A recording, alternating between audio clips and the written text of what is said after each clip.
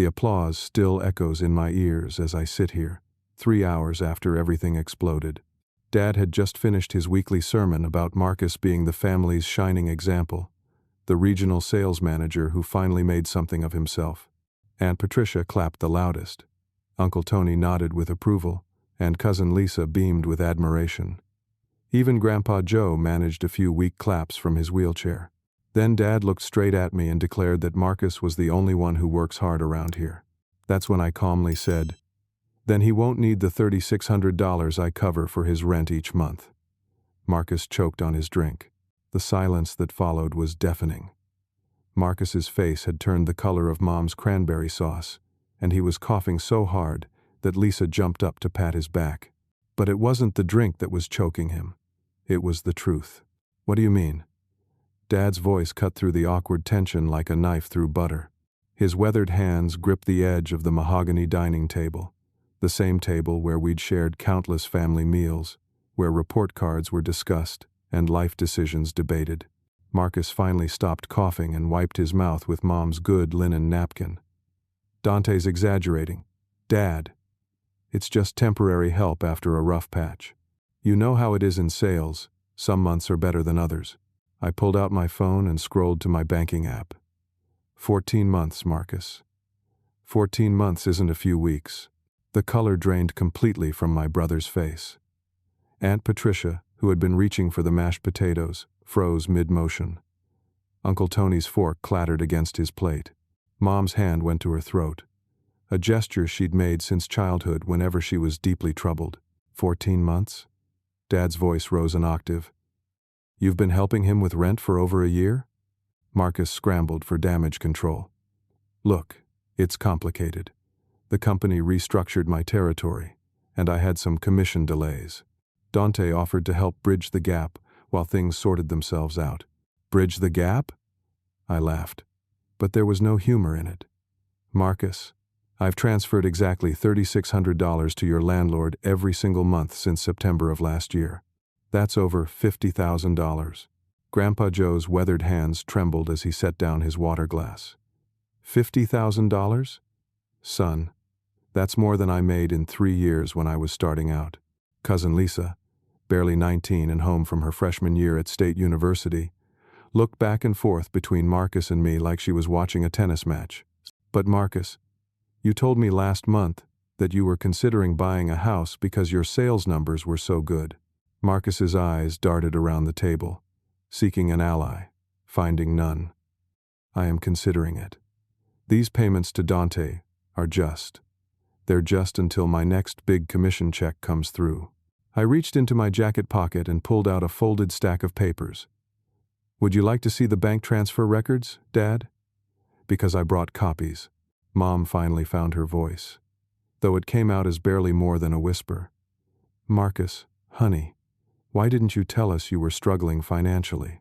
"I'm not struggling." Marcus's voice cracked. "This is temporary. Dante's making it sound worse than it is." Uncle Tony, who had been quiet since the revelation began, cleared his throat. "Son, I've been in sales for 30 years. Commission delays don't last 14 months. What's really going on?" The family dog, a golden retriever named Buddy, sensed the tension and slunk under the table, his tail between his legs. Even he knew something was terribly wrong. Dad's face had progressed from confusion to embarrassment to the slow burn of anger. "You let me stand here and praise you in front of my family while your brother has been paying your bills?" Marcus pushed back from the table, his chair scraping against the hardwood floor. "It's not like that, Dad. I work hard. I put in 60-hour weeks. Just because I needed some help doesn't mean I'm not successful." 60-hour weeks doing what? I asked quietly. The question hung in the air like smoke from Mom's apple pie. Marcus opened his mouth, closed it, opened it again. Finally he managed, building my client base, developing new territories.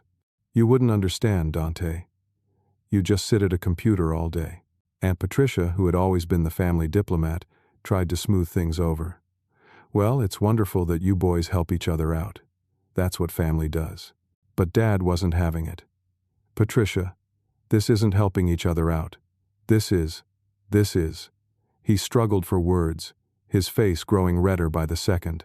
I spread the bank statements across the table, right next to Mom's best china.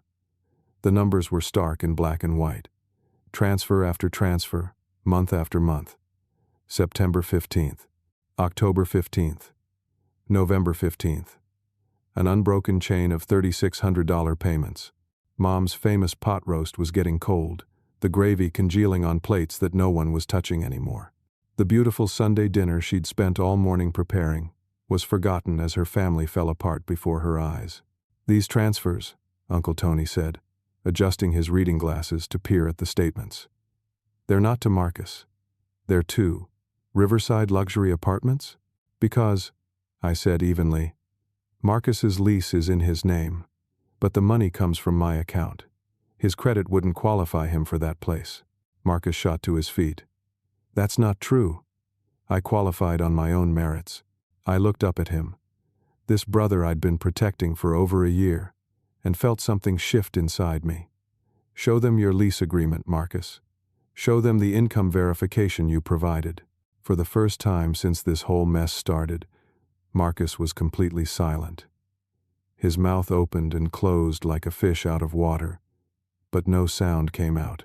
Cousin Lisa, with the brutal honesty that only teenagers possess, asked the question everyone else was afraid to voice. Marcus, how much money do you actually make? Marcus collapsed back into his chair like a marionette whose strings had been cut. His hands covered his face, and for a moment I thought he was going to hold on to the lie. Then his shoulders started shaking. I don't, he whispered through his fingers. I don't make anything. The words hit the table like a physical blow. Mom's sharp intake of breath was audible across the room. Dad's fork clattered to his plate. What do you mean you don't make anything? Dad's voice was barely controlled. Marcus lowered his hands, and I saw tears streaming down his face. I lost my job 8 months ago. The regional sales manager position doesn't exist anymore. I haven't worked since March. The admission hung in the air like a toxic cloud. Uncle Tony's face went pale. Aunt Patricia's hand went to her mouth. Cousin Lisa stared in shock. 8 months? Mom's voice was barely a whisper. But you leave for work every morning. You talk about your meetings, your clients, your sales numbers. Marcus laughed bitterly. I go to the library. Sometimes the coffee shop on 5th Street. I sit there all day, pretending I have somewhere important to be. I've read more books in the past 8 months than I did in 4 years of college. Dad's anger was building like a pressure cooker. You've been lying to us for 8 months? I couldn't tell you. Marcus's voice cracked. Not after all the speeches about being the successful son, the one who made something of himself. Not after you told everyone at church that I was your pride and joy. Grandpa Joe's weathered hand trembled as he reached for his water glass. Son, lying about work is a serious thing. Back in my day, a man's word was his bond. I kept thinking I'd find something new before anyone figured it out, Marcus continued, the words tumbling out like water through a broken dam. I had interviews, follow-ups, networking meetings, but nothing stuck. And the longer it went on, the harder it became to tell the truth. I pulled out my phone again and showed the table another screen. I knew about the job loss, Dad. Marcus called me the day it happened. All eyes turned to me. Mom looked confused. Dad looked betrayed. And Marcus looked terrified. You knew? Dad's voice was dangerously quiet. You knew? And you didn't tell us? Marcus begged me not to. He said he'd figure it out, that he just needed a little time and help with rent while he transitioned. Marcus nodded frantically. That's right. I told Dante I'd pay him back as soon as I found something new. But you stopped looking, didn't you? I asked, quietly. The question hit Marcus like a slap. He stared at me, realization dawning that I knew more than he'd hoped. Aunt Patricia leaned forward. What do you mean he stopped looking? I pulled up another app on my phone. Marcus, how many job applications have you submitted in the past 3 months? Marcus's silence was answer enough, because I checked. The unemployment office has records. You're required to show proof of active job searching to maintain benefits. You haven't submitted a single application since July. But, Uncle Tony shook his head in disgust. So you've just been living off unemployment and your brother's charity? It's not charity. Marcus exploded. Dante offered. I didn't ask for it. Actually, I said, scrolling through my text messages. You did ask, multiple times. Should I read some of these messages to the family? Marcus went white. Don't. But I was done protecting him. March 23rd. Dante, I'm short on rent again. Can you help me out just this once? April 18th. Hey bro, landlord's breathing down my neck. Can you cover me again? May 15th. Dante, I promise this is the last time, but I need help with rent. Each message I read aloud felt like a nail in Marcus's coffin. Mom was crying quietly now, her dreams of having a successful son crumbling before her eyes. But the business cards, Cousin Lisa said suddenly. You gave me your business card last month. It had your title and everything. Marcus's face somehow managed to turn an even deeper shade of red. I had them printed. At the copy shop downtown. They're not real. The absurdity of it hit me like a wave. You've been carrying fake business cards? I had to. Marcus's voice was desperate now. Everyone expected me to be successful. I couldn't let them down. Dad stood up slowly, his chair scraping against the floor. You couldn't let us down? Son, you've done nothing but let us down for 8 months. That's not fair, Marcus protested. I've been trying. It's hard out there. The economy, the competition, the requirements they have now. Have you? I asked. Have you really been trying? I pulled up another screen on my phone. This one showing a different kind of record. Because according to your Netflix viewing history, which you're still logged into on my account, you watched 4 entire seasons of a show last month. That's roughly 60 hours of television. How many hours did you spend job hunting? Marcus stared at me in horror. You're tracking my Netflix? I'm tracking my Netflix. You're just using it. Along with my Spotify, my Amazon Prime, and my Disney Plus. All while I pay your rent. The pile of lies was growing higher, and Marcus was drowning underneath it. Mom reached across the table and grabbed my hand. Dante, honey, why didn't you tell us sooner? Before I could answer, Marcus jumped in. Because he knew it would destroy the family. He knew Dad would be devastated. I would have been more devastated to find out like this, Dad said quietly, his anger now mixed with hurt. To find out I've been praising you for achievements that don't exist, while your brother sacrifices his own financial security to cover for your lies. Aunt Patricia, ever the practical one, asked the question that was on everyone's mind. Marcus, what have you been doing with your unemployment money? The silence that followed was deafening. Marcus looked around the table, seeing no escape routes, no allies left to turn to. It's not that much, he stammered. It's $1,800 a month, I said flatly. More than enough to cover a reasonable apartment. But not enough for riverside luxury apartments with their heated parking garage, rooftop pool, and concierge service. Uncle Tony whistled low. You're living in a luxury apartment while your brother pays the bill and you collect unemployment? I needed to maintain appearances. Marcus's desperation was palpable now. How could I network with potential clients if I was living in some dump?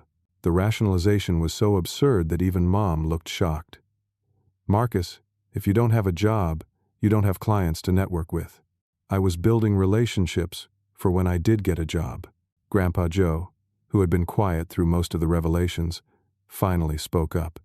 Son, the only relationship you should have been building was with honest work. Marcus turned to me with pleading eyes. Dante, tell them. Tell them about all the interviews I've had, all the promising leads. I stared at my brother, this man I'd been enabling for over a year, and felt the last of my patience evaporate. What interviews, Marcus? What leads? There have been several. You know there have.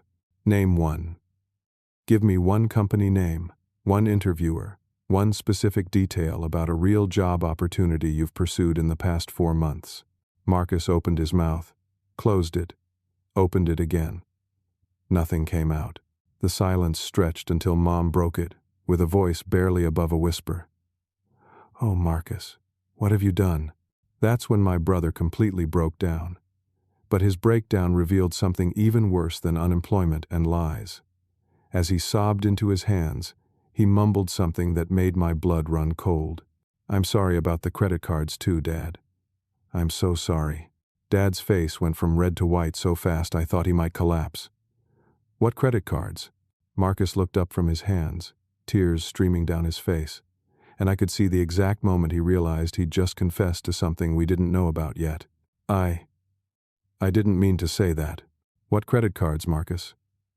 Dad's voice was deadly quiet now, the kind of quiet that comes before a tornado touches down. "The ones you co-signed for when I started the job. Remember? You said it would help build my credit." I watched Dad's face as memory and horror collided. "The 2 cards we co-signed for 3 years ago? The ones for emergencies?" Marcus nodded miserably. "Those have a $5,000 limit each," Dad said slowly. "Please tell me you haven't maxed them out." The silence was Marcus's answer. "How much?" Uncle Tony asked grimly. "It's not that bad," Marcus whispered. I stood up and walked to my car, returning a few minutes later with a folder I'd been hoping I wouldn't need. "Actually, Dad, it is that bad. It's worse than you know." I opened the folder and spread credit reports across the dining table. The numbers were stark and devastating. $17,432, I read aloud. "Spread across the 2 cards you co-signed for, plus 3 additional cards Marcus opened using your information." Mom gasped. Aunt Patricia's hand went to her throat. Cousin Lisa stared in shock. "3 additional cards?" Dad's voice was barely a whisper. "Capital One, Chase, and American Express. All showing you as a co-signer or authorized user, even though you never signed anything." Dad grabbed the reports with shaking hands. "This can't be right. My credit score was 740 last time I checked. It's 563 now," I said gently. "The missed payments, over-limit fees, and high utilization have destroyed your credit rating." Marcus was sobbing openly now. "I was going to pay it back. Once I found a job, I was going to pay everything back." "With what money?" Uncle Tony demanded. "You just admitted you stopped looking for work months ago." I turned to the next page in the folder. "Let me tell you what the money was spent on, because I requested detailed statements." Marcus looked up in panic. "Dante, please don't." "Mastro's Steakhouse, $347. Morton's, $412. Prime Rib, $286. I kept reading. "These are just from last month." Mom's voice was barely audible. "You've been eating at expensive restaurants while telling us you were struggling financially?" I had to maintain appearances for networking. "What networking?" Dad roared, his composure finally cracking completely. "You just admitted you don't have a job and haven't been looking for one." I continued reading. "iPhone 14 Pro Max, $1,200. MacBook Pro, $2,800. Omega Watch, $4,200. Grandpa Joe whistled low. "That watch costs more than my first car." "You needed a $4,000 watch to be unemployed?" Aunt Patricia asked incredulously. Marcus wiped his nose on Mom's good napkin. "People notice things like watches and phones. If you want to be taken seriously in business, you have to look successful." "You're not in business," Dad shouted. "You don't have a business. You don't have a job. You don't have anything except lies and debt." I turned to another page. Ocean Casino Resort, Atlantic City, $843. Borgata Hotel, $1,267. Caesar's Palace, $915. "Wait," Cousin Lisa said, her young voice cutting through the chaos. "Didn't you tell me those Atlantic City trips were work conferences?" Marcus couldn't even look at her. They were networking opportunities. "At casinos?" Uncle Tony's voice dripped with disgust. "Business gets done everywhere," Marcus said weakly. I flipped to the next section. Gambling losses at Ocean Casino, $2,000. $100. Gambling losses at Borgata, $3,800. These are just the ones charged to credit cards. Mom stood up so suddenly, her chair tipped over. You've been gambling away your father's credit while we've been praising your success? The full scope of Marcus's deception was hitting everyone like a freight train. Dad was staring at the credit reports like they were written in a foreign language. My retirement account, he whispered. We were going to pay off the house early. Helen. We talked about traveling, about finally relaxing. Mom was crying now, deep sobs that shook her whole body. How could you do this to your father? How could you destroy his future like this? I was going to fix it, Marcus pleaded. Once I got back on my feet, I was going to pay everything back with interest. Uncle Tony shook his head. Son, you can't fix $17,000 in debt when you don't have income, and you certainly can't fix it by continuing to spend money you don't have. I turned to the final page in the folder. There's more, Dad. The spending didn't stop when I started covering his rent. If anything, it increased. What do you mean? Dad asked, though his voice suggested he didn't want to know. Since March, when Marcus lost his job, the credit card spending has averaged $2,400 per month. He's been using your credit as his personal expense account. Aunt Patricia leaned forward to read over Dad's shoulder. Robert, some of these charges are from last week. Dad looked up at Marcus with a mixture of heartbreak and fury. You've been spending money on my credit cards while your brother pays your rent, and you collect unemployment? I needed things, Marcus said defensively. What things? I asked, pointing to specific line items. Explain these charges. Best Buy. $800 last Tuesday. What did you buy? Marcus mumbled something inaudible. What was that? A gaming monitor and mechanical keyboard. The absurdity of it was staggering. You bought gaming equipment while Dad's retirement fund is in jeopardy? I needed something to do during the day. Uncle Tony stood up, his face red with anger. You needed something to do? How about looking for a job? How about telling your family the truth? How about not destroying your father's financial future? Mom had stopped crying and was now staring at Marcus with a look I'd never seen before. It was the look of a mother whose unconditional love had just met its conditions.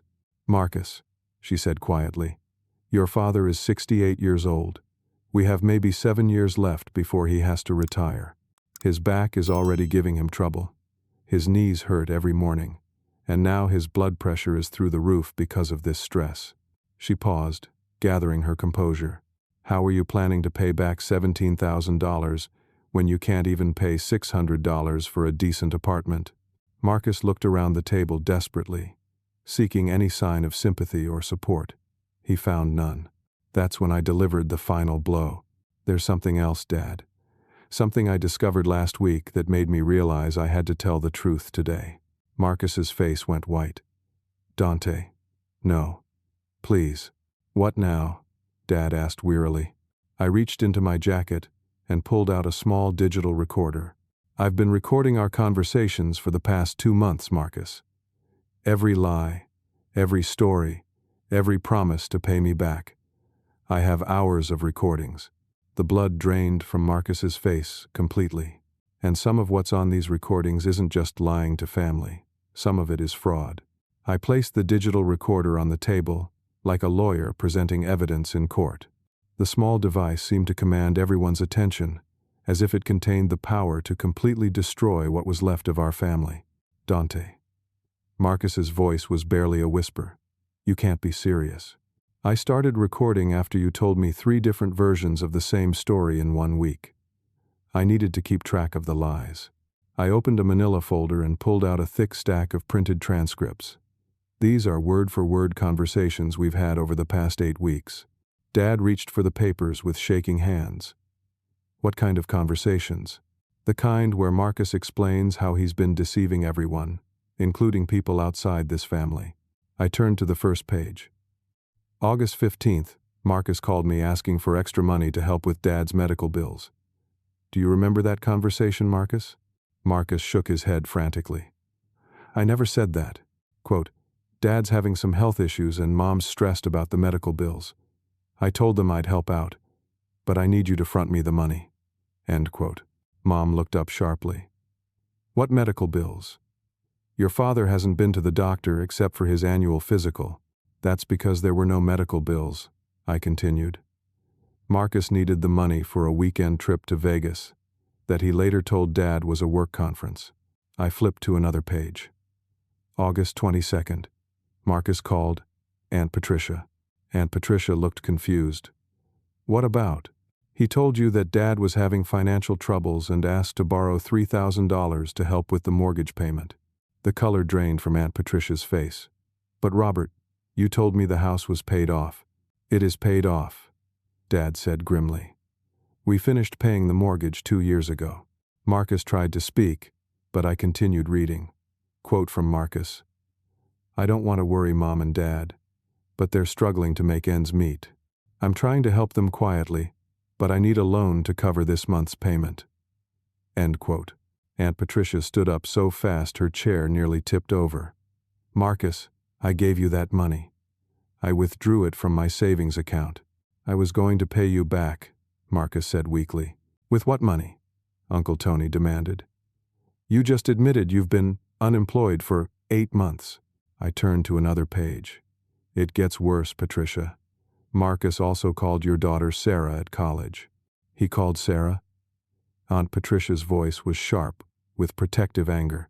Quote, "Hey Sarah, your mom's birthday is coming up, and I want to get her something really special. Can you lend me $500? I'll pay you back when my commission check comes in." End quote. Cousin Lisa gasped. "Sarah's been working 2 part-time jobs to pay for textbooks.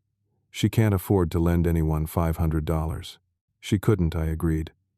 But she felt terrible about not being able to help with her mother's birthday gift, so she borrowed the money from her roommate's emergency fund. Aunt Patricia was now standing, her hands clenched into fists.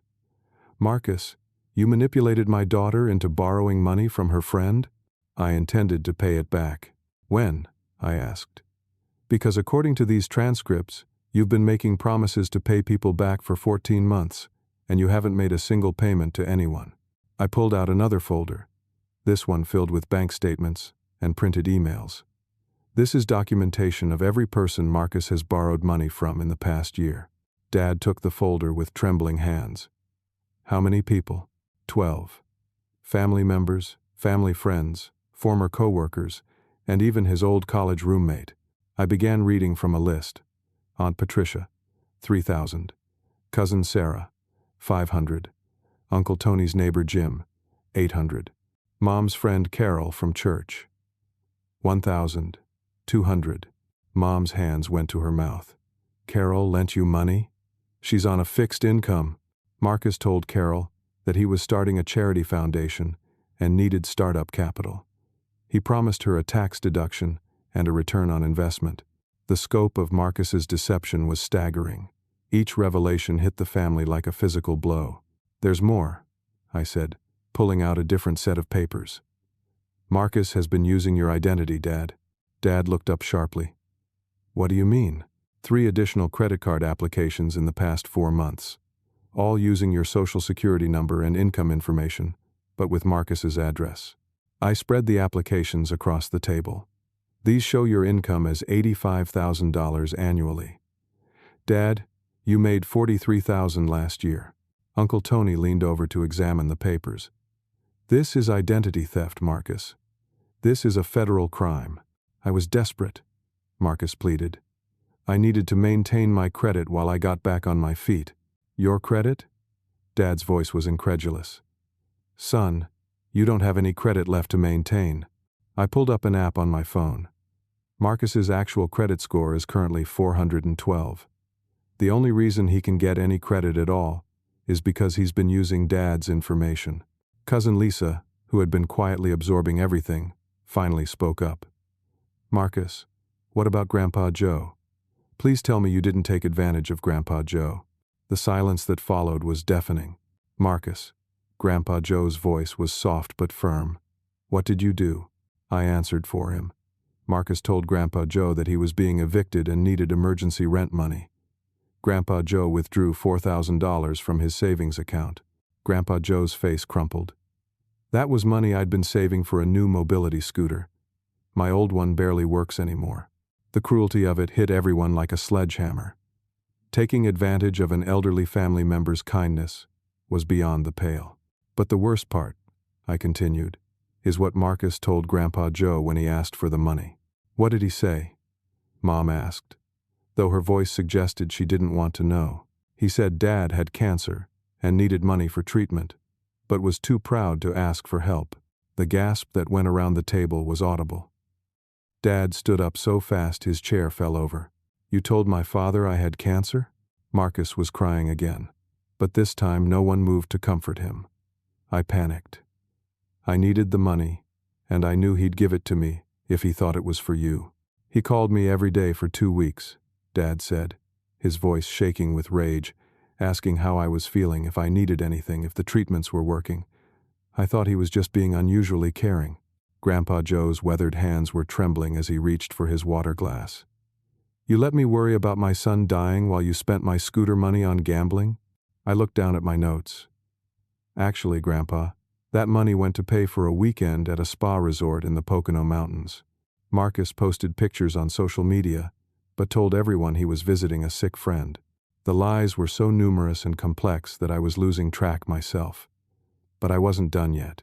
There's one more thing, I said, pulling out a final folder. Marcus has been stealing from this house. The accusation hung in the air like a toxic cloud. What do you mean stealing? Mom asked.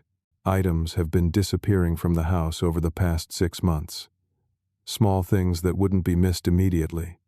Mom's jewelry, Dad's coin collection, some of Grandpa Joe's war medals.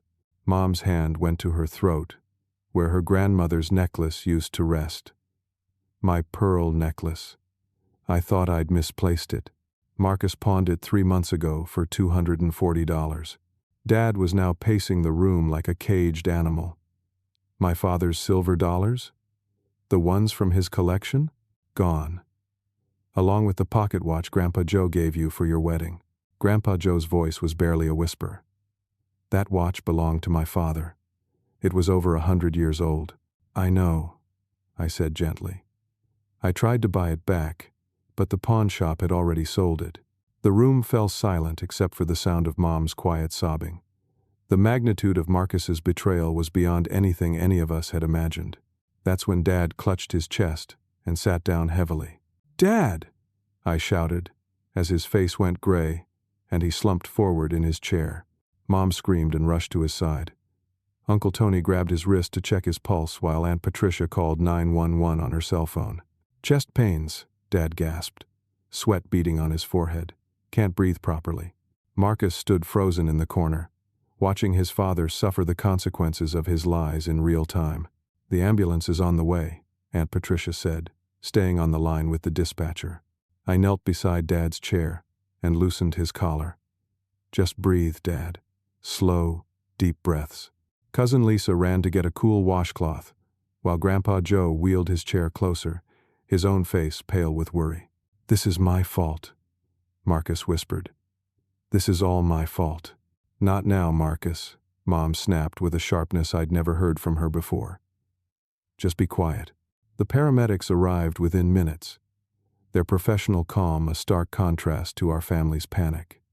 They quickly assessed Dad's condition and loaded him onto a stretcher. Looks like stress-induced chest pains, the lead paramedic explained. Blood pressure's elevated, heart rate's irregular. We need to get him to the hospital for evaluation. As they wheeled Dad out, he grabbed my hand weakly. The papers, he whispered. Keep all the papers safe. 3 hours later, we were gathered in the cardiac unit waiting room at Memorial Hospital. Dad was stable, but being held overnight for observation. The cardiologist, Dr. Jennifer Walsh, had been blunt about the cause. Your father's heart is fundamentally healthy, but the stress from this situation has pushed his blood pressure to dangerous levels. Another episode like this could cause serious damage. She looked directly at Marcus. Whatever family crisis caused this needs to be resolved immediately. His body can't handle this level of stress at his age. Marcus had been silent since we'd arrived at the hospital, sitting in the corner like a scolded child. Now he looked up with red-rimmed eyes. What do I need to do? How do I fix this? Before anyone could answer, my phone rang. The caller ID showed a name I'd been expecting. Attorney Sarah Murphy. "Excuse me," I said, stepping out into the hallway to take the call.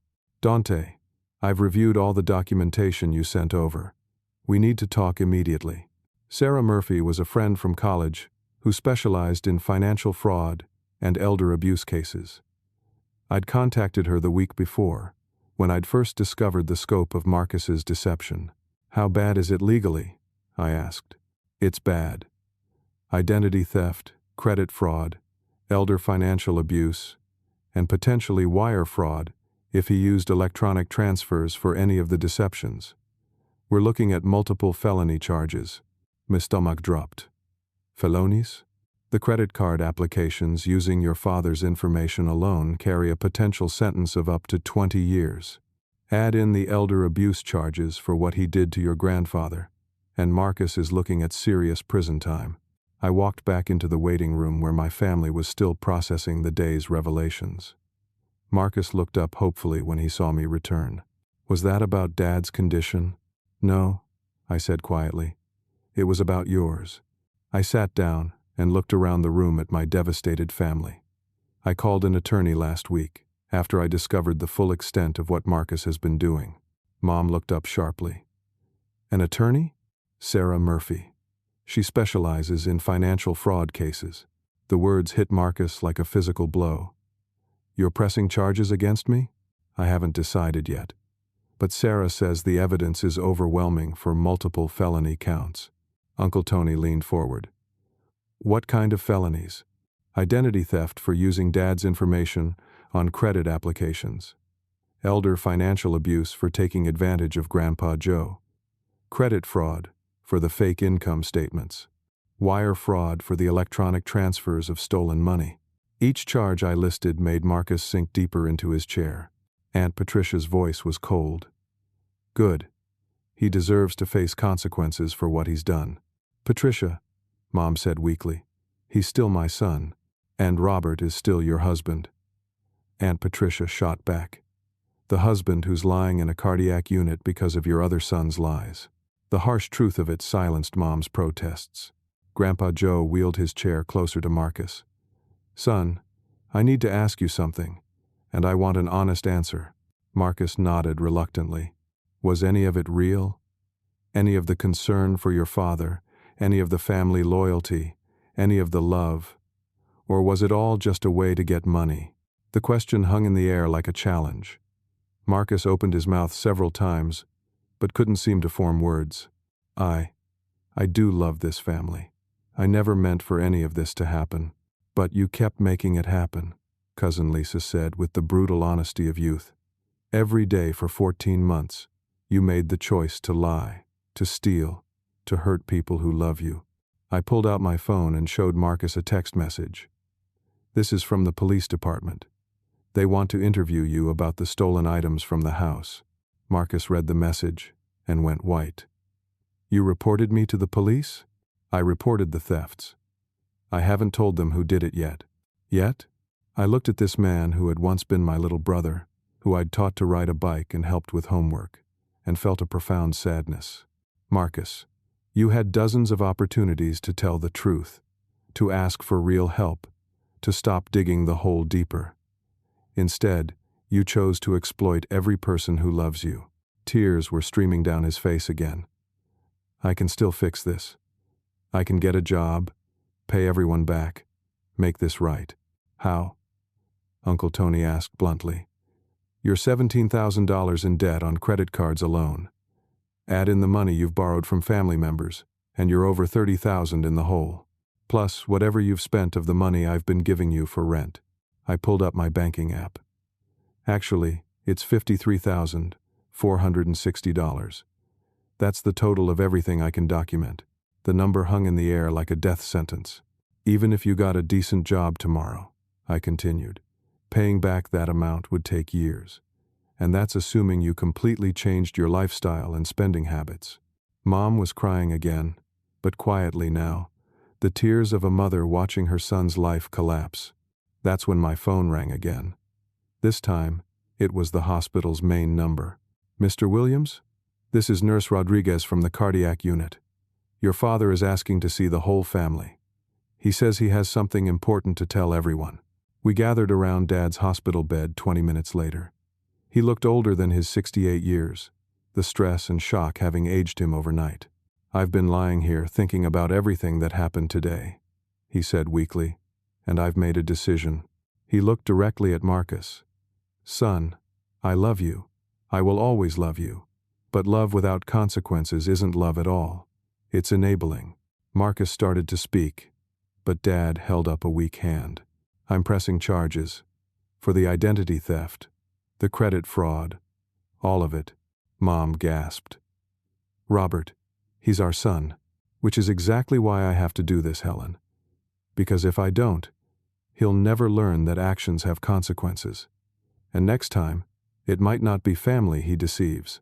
It might be strangers who won't give him the chance to make amends. Dad's voice grew stronger as he continued. I've spent my whole life trying to protect you boys from the harsh realities of the world. But sometimes the harsh realities are exactly what a person needs to grow up. Marcus was sobbing openly now. Dad, please, I'll do anything. I'll get help. I'll pay everything back. I'll never lie again. You're right, Dad said gently. You will do all those things. But you'll do them while facing the legal consequences of your choices. Just then, my phone buzzed with a text message that made my blood run cold. Dad, I said urgently, we might have a bigger problem. What now? He asked wearily. I held up my phone. Marcus isn't here. Everyone turned to look at the corner where Marcus had been sitting just minutes before. His chair was empty. Where did he go? Mom asked frantically. I was already pulling up the Find My Phone app that Marcus didn't know I had access to. According to this, he's moving fast on Route 95 South. Uncle Tony stood up. He's running. Aunt Patricia shook her head in disgust. Of course he is. When has Marcus ever faced the consequences of his actions? But I was staring at my phone screen with growing concern. This isn't just running away. He's heading toward the city, and he's moving too fast to be walking. Maybe he called an Uber? Cousin Lisa suggested. I pulled up another app. No, he's in a car. And based on his location, I paused as realization hit me. He's going to Tracy's apartment. Who's Tracy? Dad asked. His ex-girlfriend. The one who doesn't know he lost his job. A cold dread was settling in my stomach as I put the pieces together. Dad, I said urgently, what time do the banks close on Sunday? They're closed on Sunday. Why? I was already dialing Sarah Murphy's emergency number. Because some ATMs allow large withdrawals with a debit card, and Marcus still has access to one of your accounts. Dad's face went white. The checking account. He's an authorized user for emergencies. As Sarah's phone rang, I watched Marcus's location on my screen and felt a sick certainty about what he was planning to do. Sarah Murphy answered on the second ring. Dante, what's wrong? Marcus ran from the hospital, and he's heading toward downtown. I think he's planning to drain Dad's bank account before we can stop him. How much access does he have? I looked at Dad, who was struggling to sit up in his hospital bed. Dad, what's your daily withdrawal limit? $500 at ATMs. But Dad's face went pale. The debit card has a $5,000 daily limit for in-person transactions. Sarah, did you hear that? I'm on it. Give me the bank name, and I'll contact their fraud department immediately. While I gave Sarah the banking information, Uncle Tony was already on his phone with the police, explaining the situation to the dispatcher. They're sending units to Tracy's apartment building and to the major banks in that area, he reported. I kept watching Marcus's location on my phone. He stopped moving. He's at the Commerce Bank on 5th Street. Mom was crying again. How did we get here? How did my family fall apart so completely? Aunt Patricia put an arm around her sister-in-law. This isn't your fault, Helen. Marcus made these choices. My phone rang. It was Detective Rachel Martinez from the Financial Crimes Unit. Mr. Williams, I'm Detective Martinez. We have units at the bank location, but the suspect is not there. Can you confirm his current location? I checked my phone again. He's moving again, heading east on 5th Street toward the river. We're tracking him. Meanwhile, I need you to know that your attorney contacted us about filing formal charges. Given the flight risk he's demonstrating, we'll be issuing a warrant for his arrest. The weight of those words hit me like a physical blow. My brother was about to become a fugitive. 20 minutes later, my phone rang again. This time it was Marcus. Should I answer it? I asked the room. Dad nodded weakly. Put it on speaker. I accepted the call and put the phone on speaker mode. Marcus, where are you? Dante, I'm sorry. I'm so sorry about everything. His voice was shaking. Whether from fear or emotion, I couldn't tell. Where are you? I repeated. I'm at Tracy's place. I need to explain some things to her before. Before what, Marcus? Before I disappear for a while. Uncle Tony leaned closer to the phone. Son, running away won't solve anything. Uncle Tony? Is everyone there? We're at the hospital with your father, Mom said, her voice thick with tears. Marcus, come back. We can work through this together. No, Mom, we can't. I heard what Dad said about pressing charges. I heard what Dante said about felonies and prison time. Dad struggled to sit up higher. Marcus, running away will only make things worse. Worse than 20 years in prison? The line was quiet for a moment. Then I heard a woman's voice in the background. Marcus, who are you talking to? And why are the police knocking on my door? Tracy had just discovered that the authorities had tracked him down. Don't answer the door, Marcus shouted, but it was too late. I could hear the door opening and authoritative voices identifying themselves as police officers.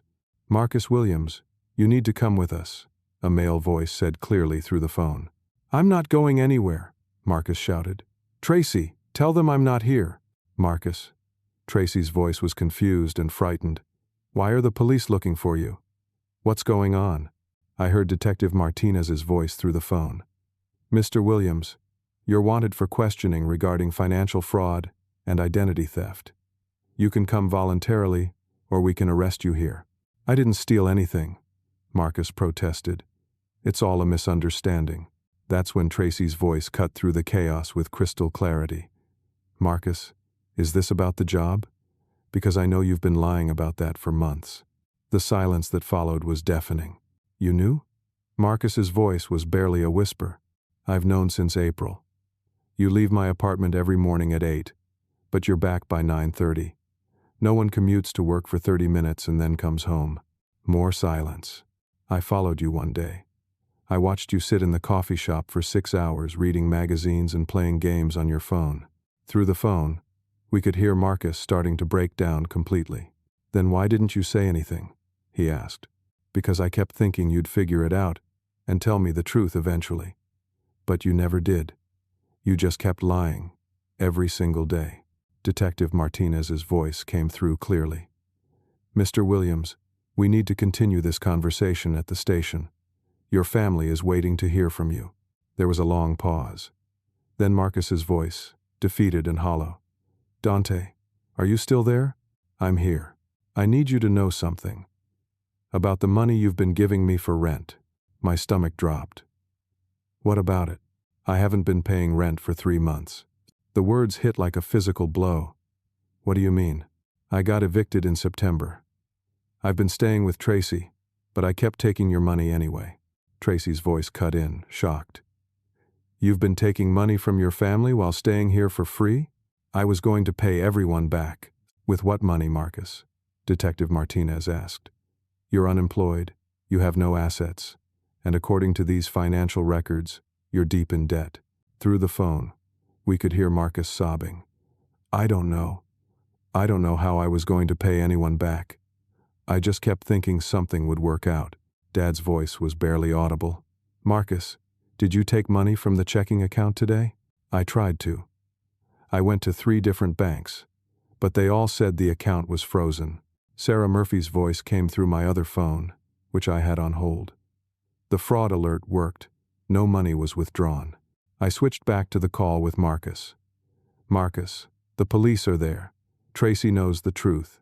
The family knows everything. It's over. Just surrender peacefully, and we'll figure out what comes next. What comes next is prison, he said bitterly. Maybe, I said honestly, but running will only guarantee it. Surrendering and taking responsibility might give you a chance for something better. There was a long silence. Then Detective Martinez's voice. Mr. Williams has agreed to come voluntarily. We'll be transporting him to the downtown station for processing. Can I talk to him one more time? Dad asked weakly. Dad? Marcus's voice was small and broken. Son, I want you to know that no matter what happens next, you're still my boy. But you have to face what you've done. You have to take responsibility and work to make amends. I will, Dad. I promise I will. And, Marcus? Yeah? The lying stops now. Today. No more stories. No more excuses. No more half-truths. If you want any chance of rebuilding trust with this family, it starts with complete honesty from this moment forward. I understand. Detective Martinez came back on the line. Mr. Williams, we'll have more information for your family within a few hours. Someone should contact a defense attorney. As the call ended, our hospital room fell silent, except for the beeping of Dad's heart monitor and Mom's quiet crying. What happens now? Cousin Lisa asked. Sarah Murphy was still on my other line. I switched over to her. Sarah, what are we looking at? Best case scenario? Marcus pleads guilty, shows genuine remorse, agrees to full restitution, and gets a suspended sentence with probation and community service. And worst case? Federal prison time. Multiple felony convictions. A criminal record that will follow him for the rest of his life. I looked around the room at my exhausted, heartbroken family. There's something else, Sarah continued. Tracy wants to talk to you. She says Marcus told her things that might be relevant to the case. An hour later, Tracy arrived at the hospital. She was a petite woman in her late 20s with kind eyes that looked like they'd seen too much recently. I'm sorry to meet you all under these circumstances, she said softly. But I think there are things you need to know about Marcus that he hasn't told you. She sat down and took a deep breath.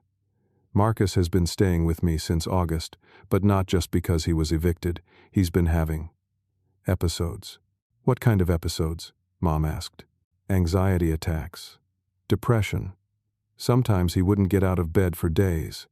He's been talking about feeling trapped, about not knowing how to tell the truth anymore because the lies had gotten too big.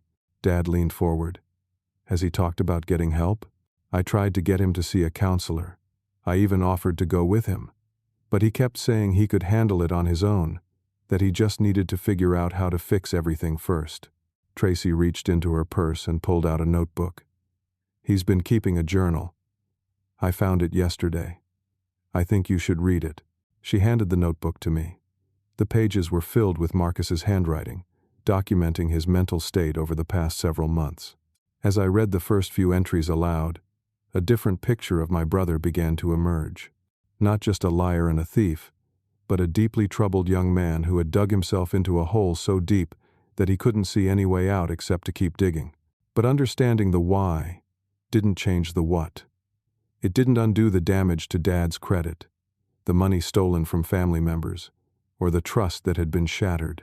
What it did do was give us a roadmap for how to move forward. 6 months later, I'm sitting in the same hospital cafeteria where our family spent that terrible Sunday night, but everything has changed.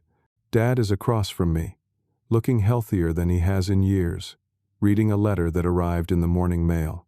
It's from Marcus, he says, holding up the handwritten pages, from the rehabilitation center. The court-mandated program had been a compromise between Sarah Murphy and the prosecutor. Instead of immediate prison time, Marcus was sentenced to 18 months in a residential facility that combined addiction counseling, job training, and restitution work. What does he say? I ask, though I know Dad has already read it twice. He's been clean for 6 months now, not just from the gambling, but from the lying, the manipulating, the stealing.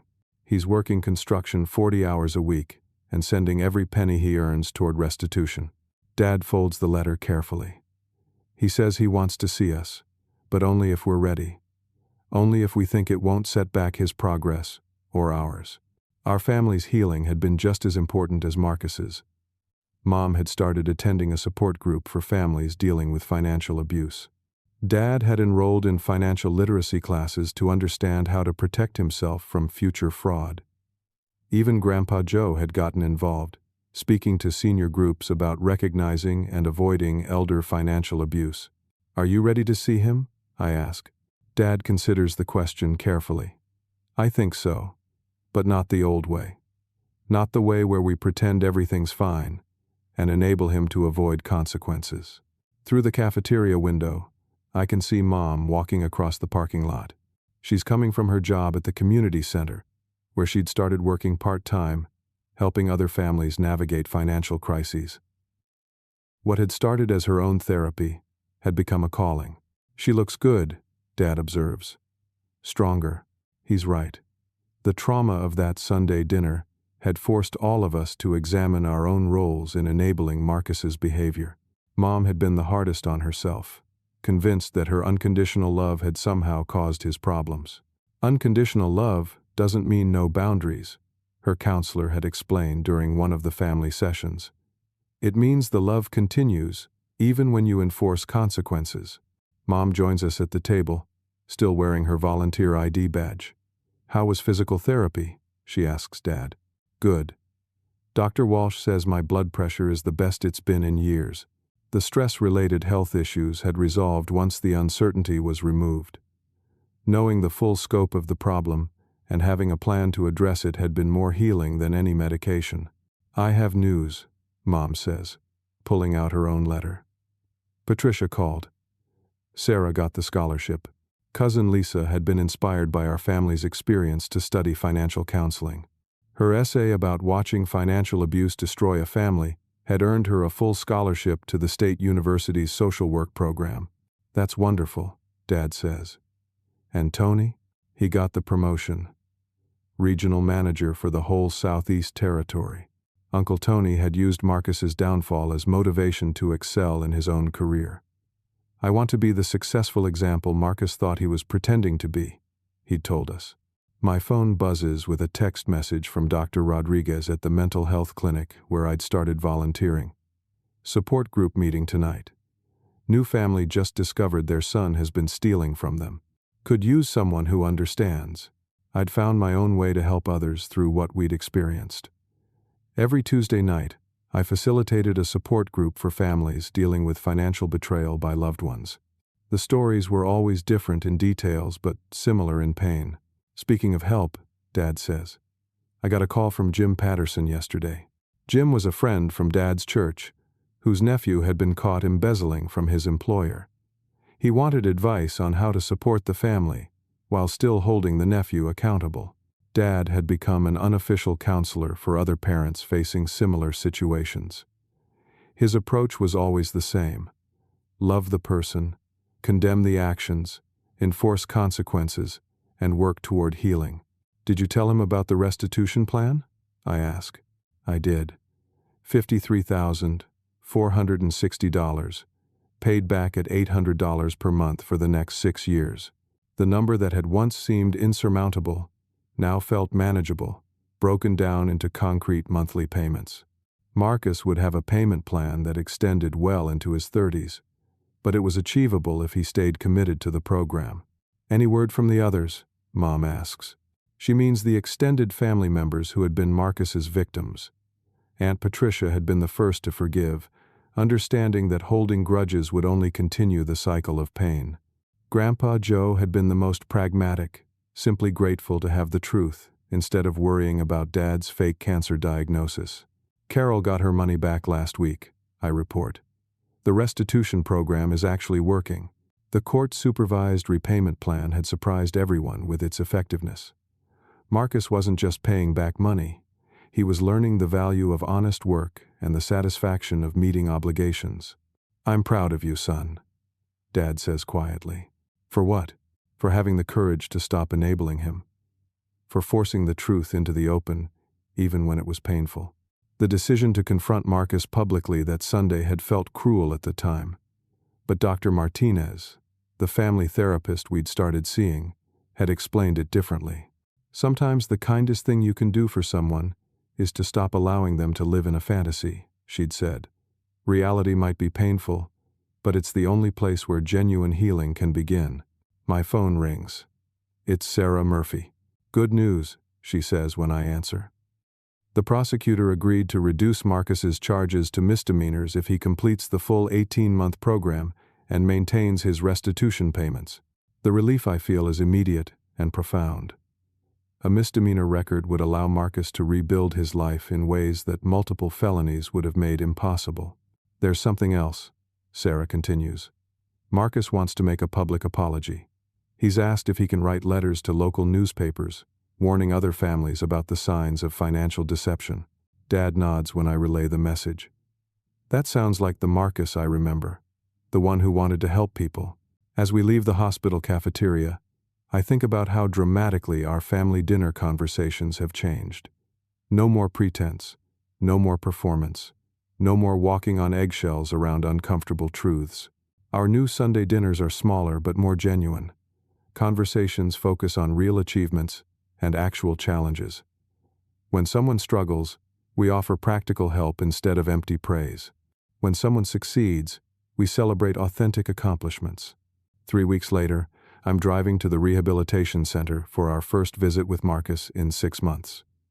Mom is nervous, Dad is determined, and I'm cautiously optimistic.